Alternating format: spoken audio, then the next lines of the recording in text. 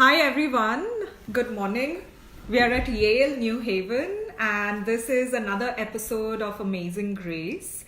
Amazing Grace is a conversation with contemporary women leaders doing extraordinary things. And today, this morning, I'm very pleased to have my friend Joy Olivier. She's a Yale Greenberg World Fellow, founder of Ikamva Youth South Africa, a social entrepreneur who's onto her second initiative, which hopefully she'll share with us. And she's just an amazing human being and a really inspirational social entrepreneur. And we are here in this beautiful office of the senior fellows at the Jackson Institute. So, it's a lovely space to have this conversation. But yeah, welcome Joy to this session of Amazing Grace. Thank you so much.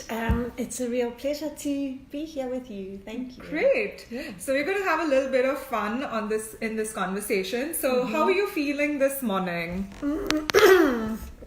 I'm feeling good. We just had the most incredible session with our colleague, Major Cho, who's formidable and inspiring, and she's amazing Grace.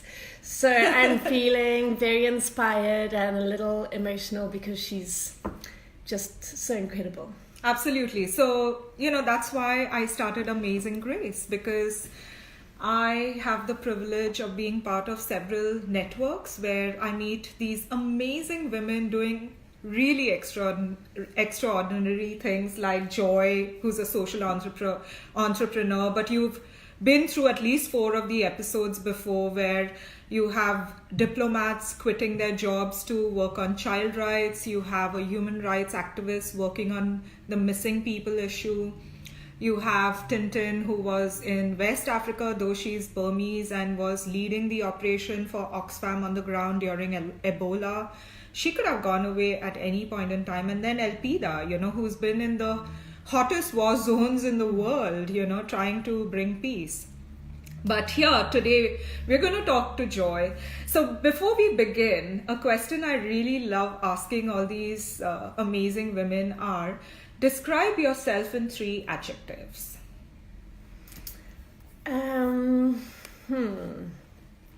This is tough. I would have liked the question before. Let me think again. I'm just not going to think. I'll just shoot for it. I think I am a joyous person. I think I was lucky to get that name. I definitely, I am. It's important to me to be happy. And joy, I think, is a next level of happiness because it also includes fulfillment and purpose. So there's one. I'm very optimistic. Sometimes too optimistic. My colleagues at Ikamva Youth would laugh at me sometimes about how sure I was that, we're going to get this grant or this thing is going to happen. But I think that it is important when one is trying to do something that is tough, that you really have to visualize it and see it and believe it, that it's going to happen. So I am an optimistic person. And then I think I'm a disruptor. Have been since I was a little girl. My poor parents. I think I tend to be drawn to things that people don't always understand when I'm first doing it, but over time they come around. Great. So tell us what it was like growing up in South Africa, because you come from rural South Africa, right? Mm-hmm. So tell us a little bit about it, because it's a fascinating country. And the time that you were growing up, it was absolutely a historic moment in that, in your country's history. Yeah, it's really difficult to articulate because we had an interesting chat the other night with a very esteemed British person who kept saying interesting until it was pointed out that he was basically using interesting as a synonym for fucked up. I'm allowed to say that on your feed, sorry. But South Africa is an interesting place. And at that time it was even more especially interesting. Okay. So rural South Africa in the 80s, I grew up near Richmond, which is where some of the most violence was happening. It was IFP, ANC point of violence, and then there was also, white South African farmers that, it was just such a toxic mix of really complicated and hard to understand worldviews. So I think I was obviously very molded by being a young girl on a farm in this extreme situations of extreme inequality, extreme injustice. And then being 14 years old when Nelson Mandela was freed from prison, that was also, it's just, I read some research once that said that your political views are informed between the ages of 13 and 21.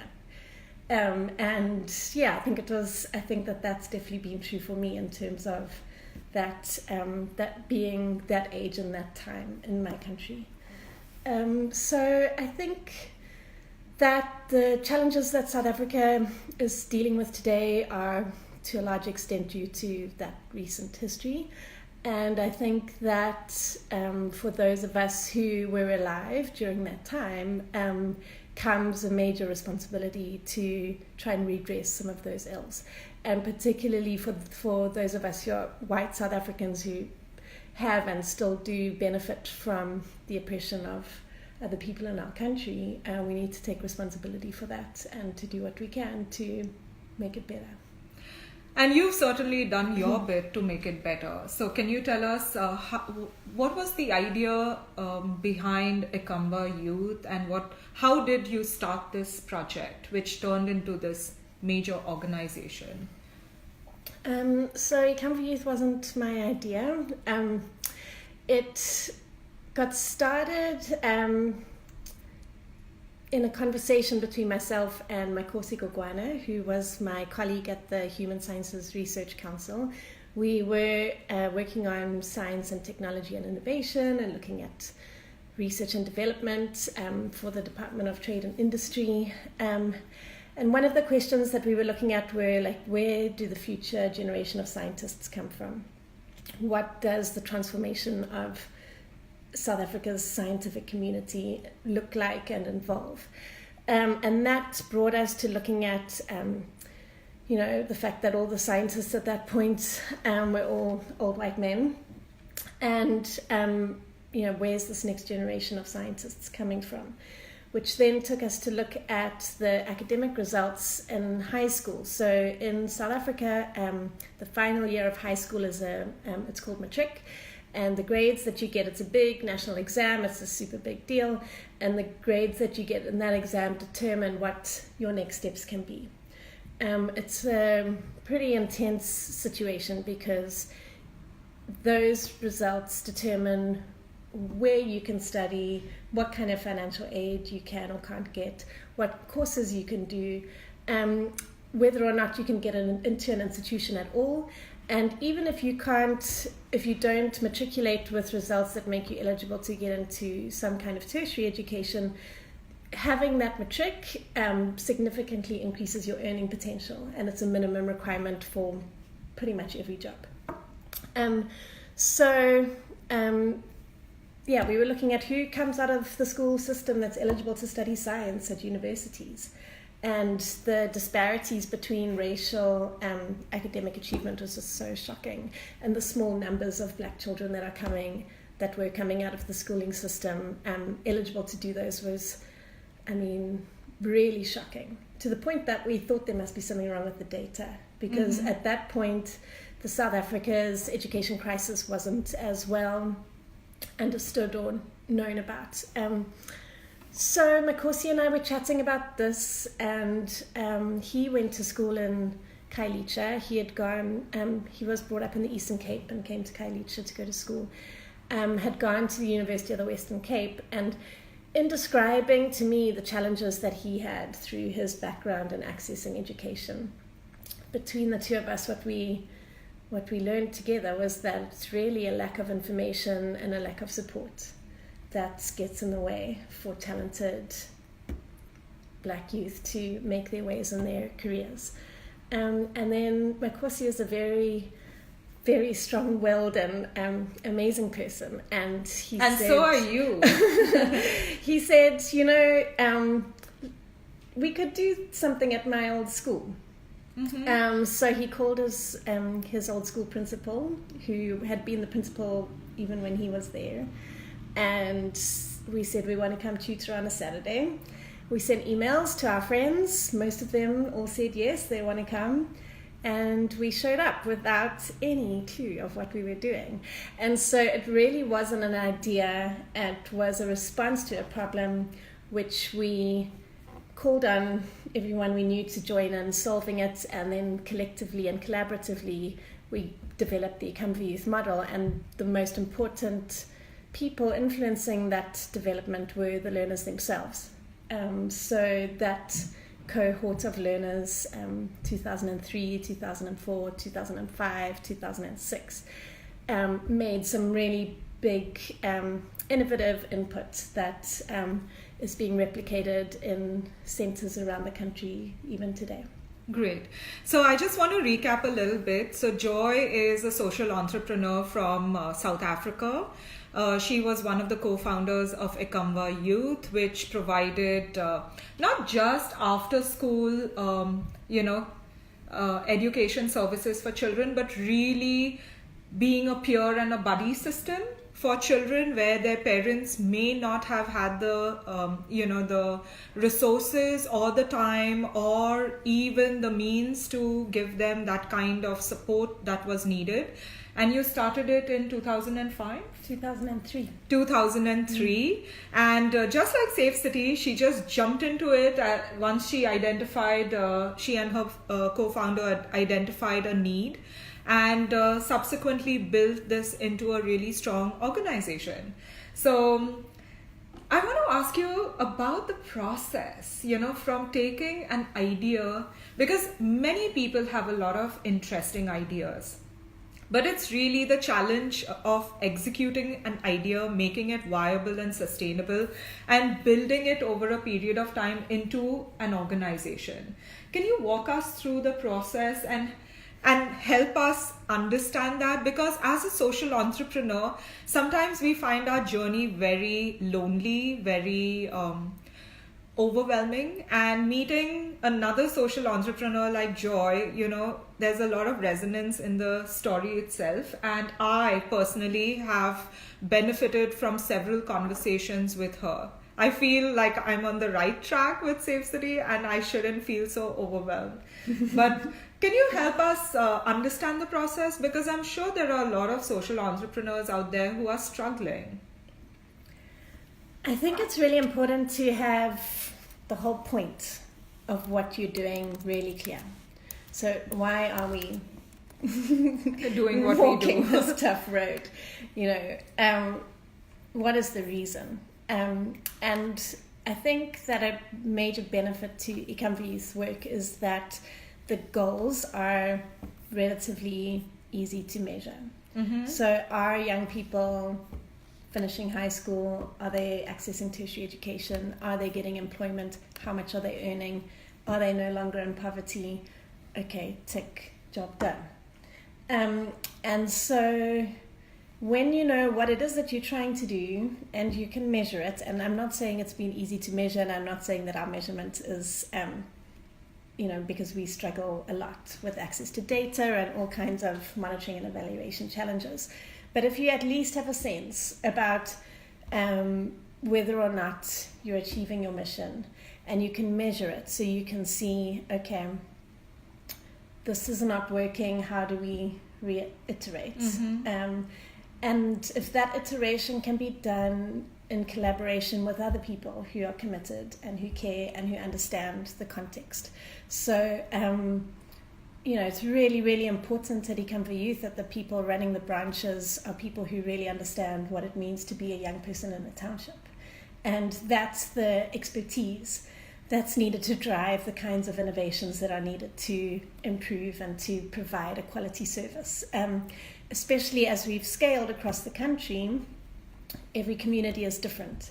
And so leadership on the ground, young talented leadership is really key to be able to innovate and to respond to contextual challenges and to have resilience as you scale, because there's always the challenge that quality decreases as your reach increases. And it's really, I think, only through distributed leadership and empowered young people that can work well. So I think the Combi Youth story is not the story of a lone entrepreneur. It's a story of hundreds of social entrepreneurs. And in fact, when we advertise, we say, for whatever role it is, we say we're looking for a social entrepreneur, because it's that mindset that's needed at every level of the organization and in every role.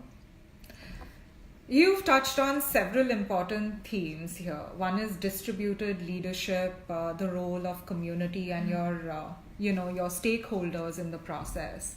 I'm wondering, how do you manage this distributed leadership and still maintain the quality of your organization or the product and services that you're offering? It's really hard. And I must confess, I'm really glad I'm no longer responsible for that. I've handed over to the most amazing leader, Lungile Zakwe, who's stepped into my shoes with new energy to hold that, because it is tough, because there's no right answer. There's no point that you reach and then it's done. It's a constant balancing act between different perspectives and different ideas about what needs to be done, and the importance of responding to that expertise that's experienced and on the ground and real, while at the same time bringing in what you've learned as a professional or as a subject expert or just as someone who's been around the block a few more times, to balance out the openness to new perspectives, and also to empower people so that they know that their voice informs decision making, while at the same time trying to make sure that we don't keep making the same mistakes and having the same conversations year after year. Yeah, so listening to you and knowing you and your story, since I have the advantage of it, you didn't use courage as one of the adjectives to describe you, but I certainly will. And I think it took a lot of courage for you as a young person yourself to start this organization. And it also took a lot of courage, in my opinion, to step away at a point when you felt the organization needed somebody with better skills than you did. And as a founder, it's always hard to, give away your baby, so to speak. So in that sense, what would you say about courage in your life's journey?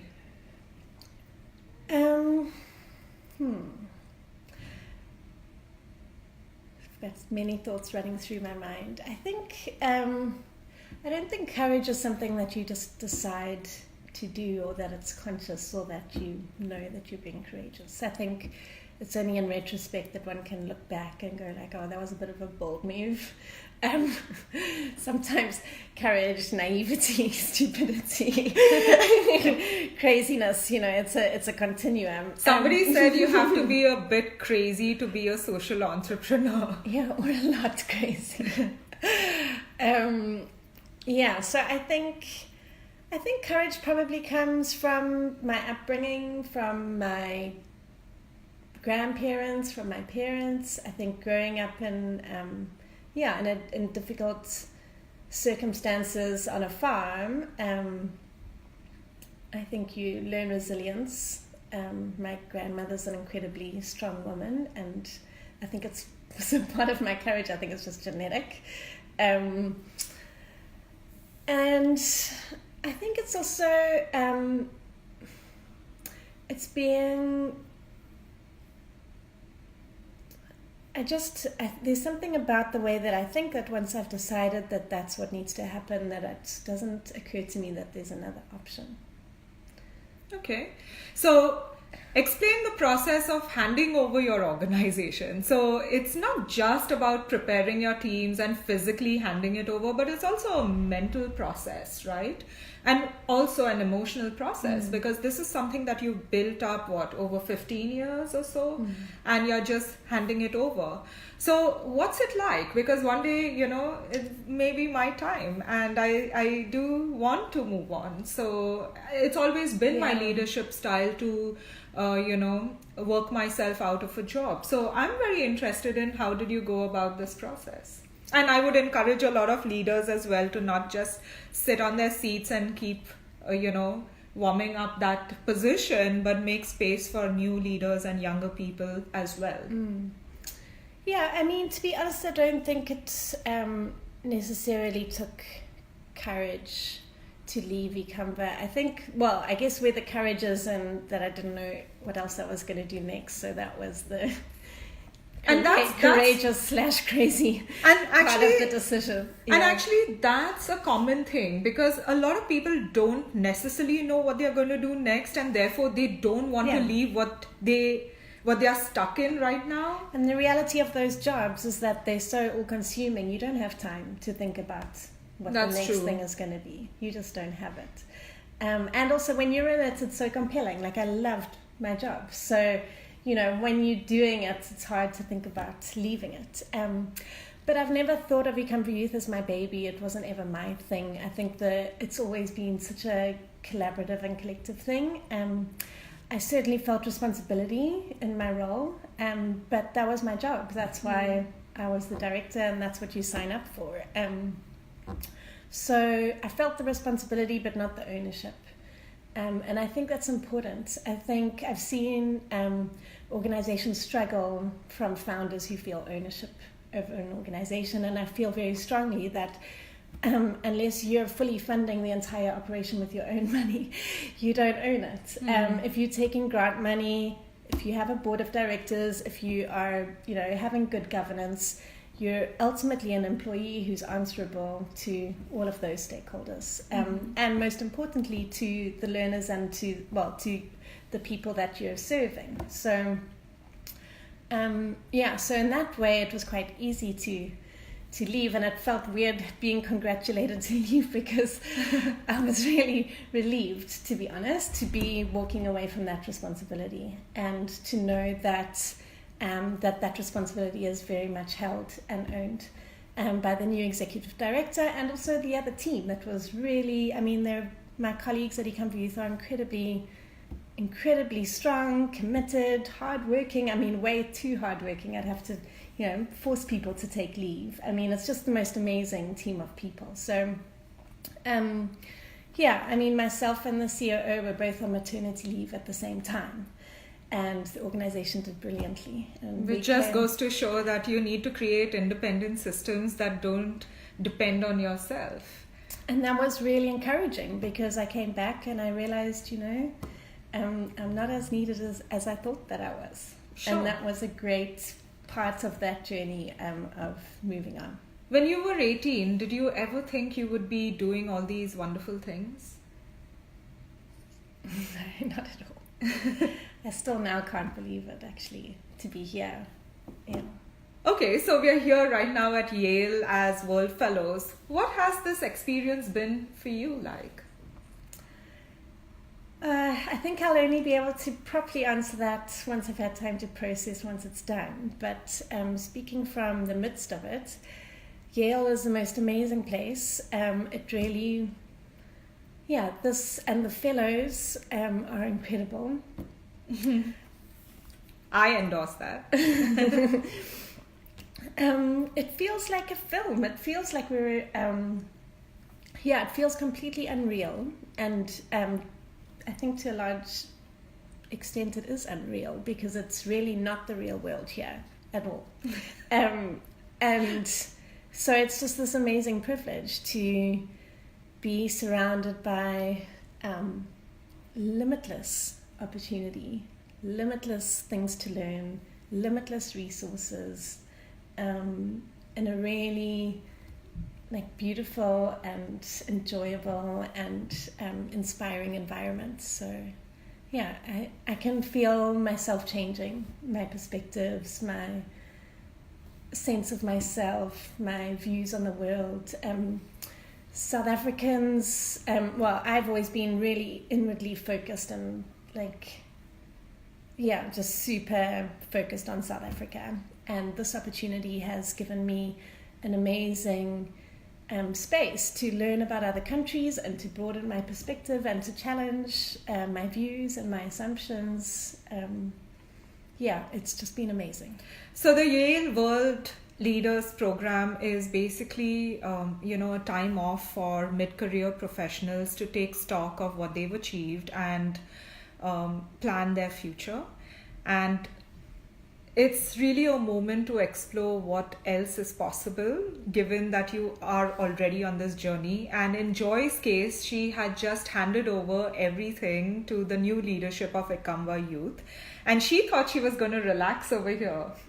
Well, has it been relaxing? I'm exhausted. And why? Is it a good exhaustion or a, No, it's good. I think, firstly, I should say I'm here with my 2.5-year-old son. So anyone else who's parenting someone of a similar age will know what I mean about how that can affect one's energy levels. There is so much to do. There's so many opportunities and most incredible talks. We're allowed to audit any courses in the whole of Yale. So can you imagine having to select first of all, and then of course there's just more than you can do. There are not enough hours in the day, to be honest. There really aren't. And then also to be here, to be on the east coast of America, to be 2 hours from New York, to have amazing friends coming to visit and amazing friends here. There's just a lot to do. And then I've also had an idea percolating in the back of my mind, and in collaboration with some other people it's actually been 2 years now.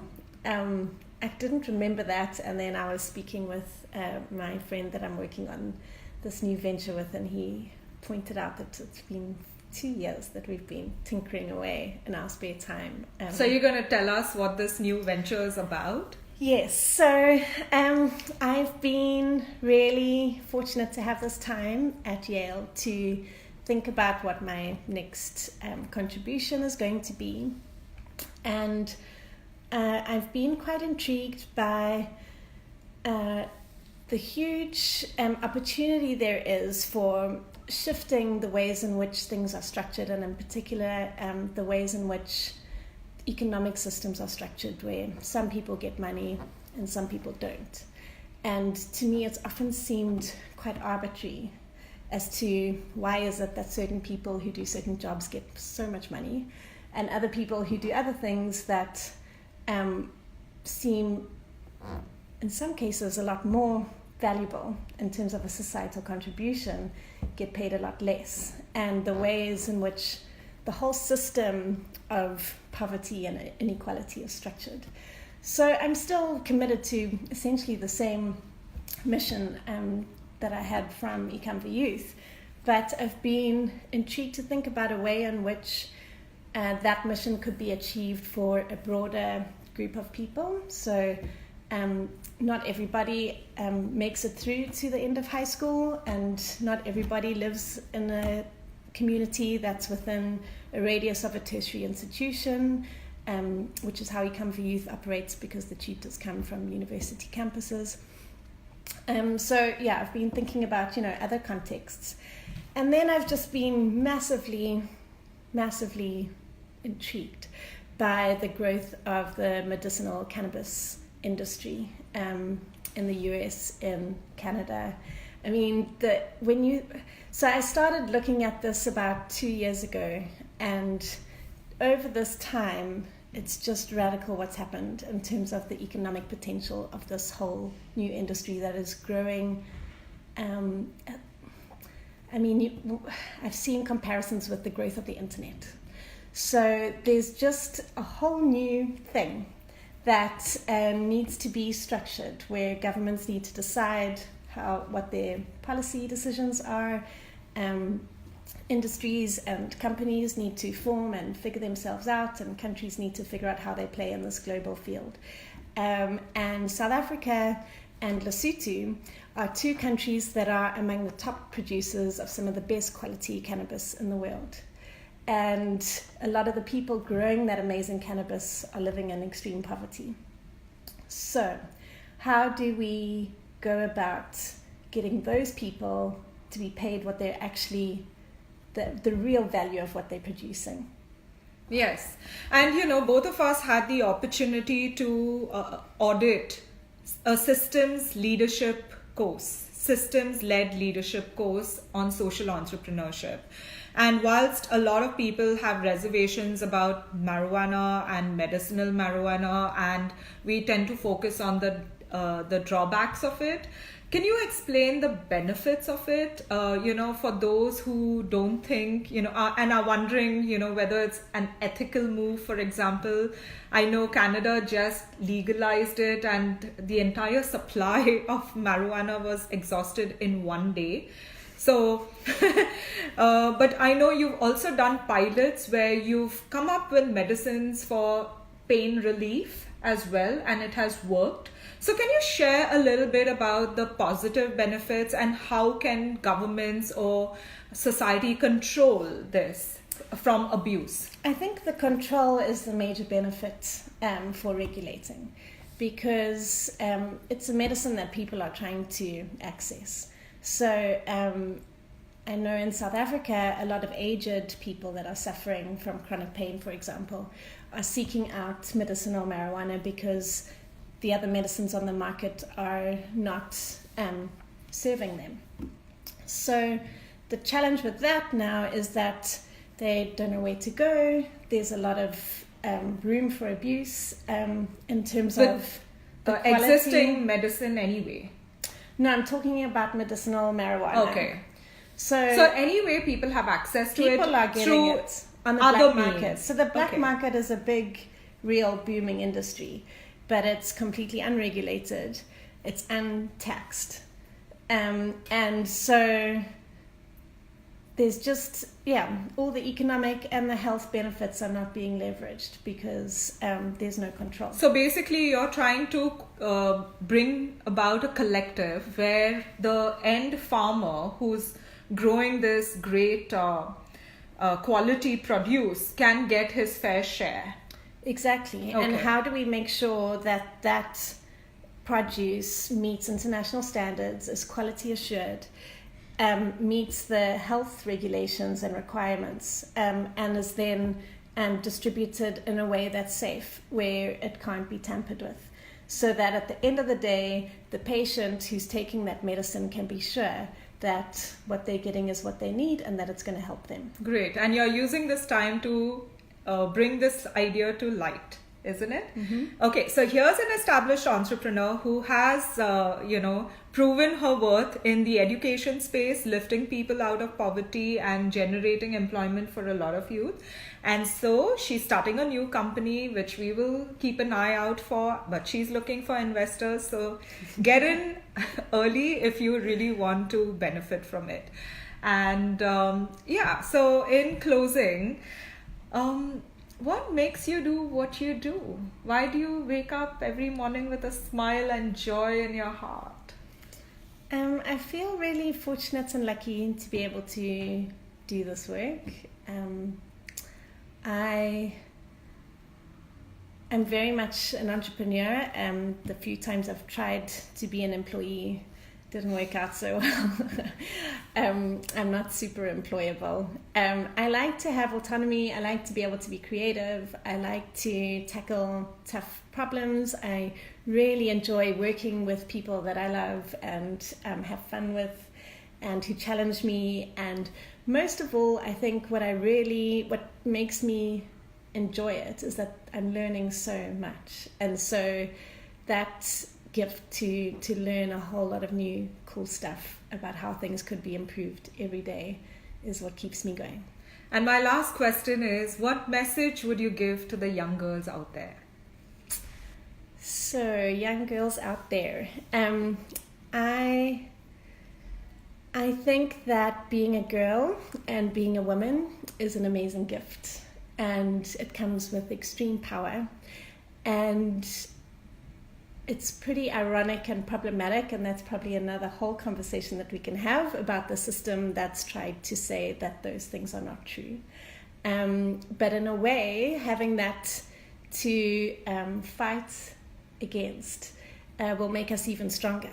And so I think it's important to listen to your gut, to trust your intuition, to do what it is that's right for you, and to enjoy yourself all the way through. Well, on that note, thank you, Joy, for sharing your wise words of your experiences with us. And I've tagged Joy in this post. So if you have any questions, if you have any comments, you want to get in touch with her, do that in the comment section, and she'll respond when she has the time. But thank you for watching, and do keep a lookout for the next episodes of Amazing Grace. Thank you so much for hosting me on Amazing Grace. It's been amazing. Thank you.